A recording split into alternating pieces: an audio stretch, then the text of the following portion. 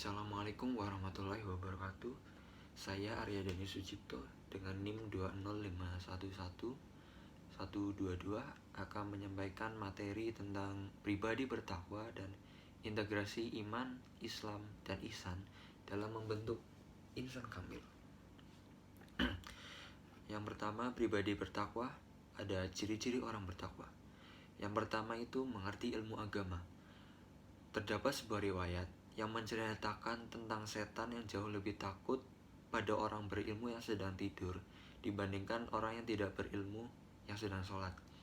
Maka dari itu, jika ingin meningkatkan takwa, tingkatkanlah ilmu agama. Yang kedua, mendekatkan sholat. Orang yang bertakwa adalah orang yang senantiasa menjaga sholatnya. Bahkan meskipun dalam keadaan terseok-seok sekalipun, orang yang bertakwa akan tetap melaksanakan sholatnya. Yang ketiga, menjauhi maksiat. Orang yang bertakwa juga akan selalu menjauhi berbagai bentuk kemaksiatan. Meskipun godaan setan hanya berupa kalimat sekalipun, orang yang bertakwa akan menjauhinya. Yang keempat itu mempersiapkan bekal hari akhir. Orang yang bertakwa selalu mempersiapkan bekal untuk di hari akhirnya. Ia akan beribadah sebaik mungkin dan memperbanyak amalan agar bisa membekali di hari akhir nanti. 5. Puasa. Berpuasa adalah satu ciri-ciri dari orang yang bertakwa yang hanya diketahui Allah Subhanahu wa Ta'ala. Karena sesungguhnya amalan puasa adalah amalan yang tersembunyi, sebagaimana firman Allah, ya ayyuhalladzina amanu kutiba alaikum musiyamu kama kutiba alal ladzina min qablikum la'allakum tattaqun. Hai orang-orang yang beriman, diwajibkan atas kamu berpuasa sebagaimana diwajibkan orang-orang sebelum kamu agar kamu bertakwa. Quran Surat Al-Baqarah ayat 183. Yang keenam, menepati janji. Menepati janji adalah ciri orang bertakwa yang mana merupakan kebalikan dari orang munafik dan kafir. Setiap kali diberikan amanah ataupun tanggung jawab, maka ia akan melaksanakan sesuai dengan janjinya.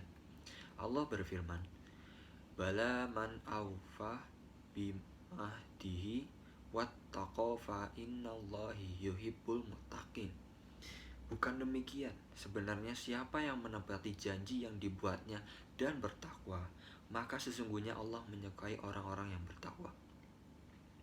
Quran Surat Ali Imran ayat 76. Yang ketujuh adalah rajin bersedekah.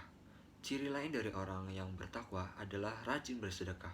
Orang yang suka menghabiskan hartanya di jalan Allah adalah orang yang benar-benar mengetahui bahwa segalanya hanya milik Allah dan itu semua titipan dan sudah seharusnya dikembalikan ke jalan Allah. Selanjutnya ada kemuliaan orang bertakwa. Kemuliaan bagi orang yang bertakwa ini subhanallah sangat banyak. Adapun kemuliaan untuk di dunia dan di akhirat. Kemuliaan di dunia antara lain adalah mendapat pujian dari Allah, mendapat ucapan terima kasih dan penghormatan dari Allah, dicintai oleh Allah, urusannya ditangani, diatur dan diawasi langsung oleh Allah, dihilangkan kesulitannya, selalu diberi jalan keluar bagi masalahnya, dan diberi rezeki dari jalan yang tidak disangka-sangka. Selalu ditolong dan dilindungi Allah dari orang-orang dan perbuatan yang zalim, selalu merasa ditemani, diberi ketenangan, sehingga tidak takut terhadap keadaan apapun, tidak takut terhadap perubahan dan kesulitan apapun. Lalu dianugerahi kemuliaan diri, selalu diberi kelapangan dan kekayaan hati, hatinya selalu terang dengan cahaya, petunjuk, rahasia Allah, hikmah dan ilmu, dicintai, dihormati, bahkan disegani oleh makhluk, baik oleh orang alim maupun orang awam. Lalu diberikan keberkahan dalam hidupnya, doanya insya Allah mustajab dan pembicaraannya tajam. Lalu yang terakhir dibukakannya kunci-kunci kekayaan langit dan bumi. Lalu untuk kemuliaan di akhirat bagi orang bertakwa, antara lain diringankan dan dimudahkan Allah pada saat sakaratul maut, diberikan keteguhan dalam mempertahankan makrifat dan keimanan kepada Allah, diberikan kabar gembira, keridhaan, dan rasa aman oleh Allah. Diselamatkan dari pertanyaan dan fitnah kubur, dilapangkan di dalam kuburnya, diberikan cahaya penerang, dan ditempatkan dalam salah satu taman surga Allah hingga hari kebangkitan.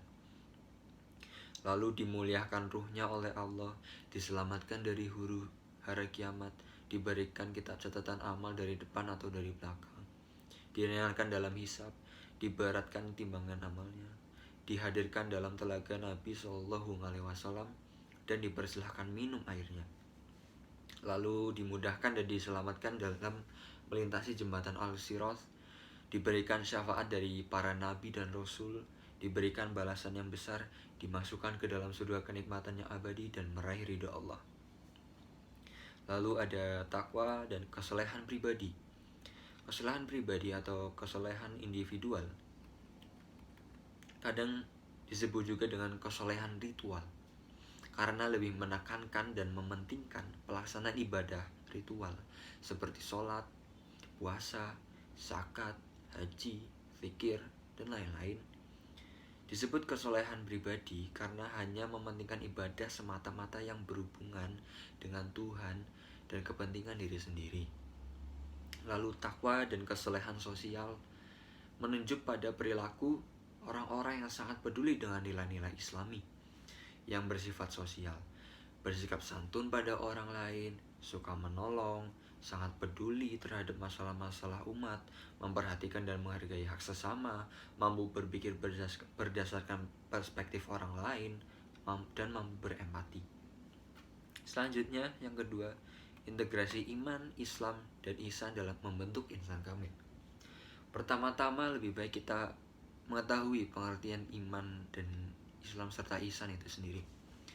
Yang pertama, iman. Iman adalah beriman kepada Allah Subhanahu wa ta'ala, malaikat-malaikat Allah, kitab-kitab Allah, rasul-rasul Allah, dan hari akhir, dan juga takdir yang baik maupun yang buruk. Lalu Islam. Islam adalah berserah diri sepenuhnya kepada Allah dengan tauhid dan tunduk kepadanya. Lalu ihsan. Ihsan adalah beribadah kepada Allah seakan-akan hamba tidak melihatnya, maka dia melihat hamba. Islam lebih mengarah pada amal lahir seperti sholat, zakat, haji, dan rukun Islam yang lain. Iman lebih menekankan kepada amal batin seperti iman kepada Allah, malaikatnya, rasulnya, dan rukun iman yang lain. Adapun ihsan adalah puncak penghambaan yang sesungguhnya yang harus mengiringi setiap aktivitas seorang hamba.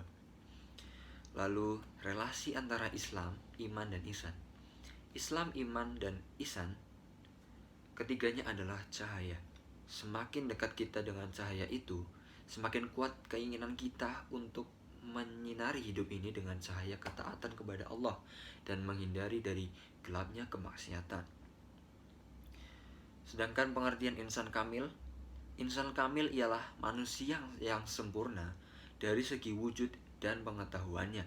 Kesempurnaan dari segi wujudnya ialah karena dia merupakan manifestasi sempurna dari citra Tuhan, yang pada dirinya tercermin nama-nama dan sifat Tuhan secara utuh. Lalu pendidikan Islam membentuk insan kamil. Pendidikan untuk membentuk insan kamil sangatlah relevan tujuannya dengan pendidikan nasional. Sama-sama ingin membentuk manusia atau peserta didik yang cerdas, beriman, dan bertakwa. Relasi antara insan kamil dengan tujuan pendidikan Islam sangatlah erat. Keduanya tidak dapat dipisahkan. Sekian dari saya, semoga kita semua selalu bisa menjadi orang yang bertakwa di dunia ini. Semoga kita, dan agar kita mendapat kemuliaan di dunia maupun di akhirat nanti. Sekian dari saya. Terima kasih. Wassalamualaikum warahmatullahi wabarakatuh.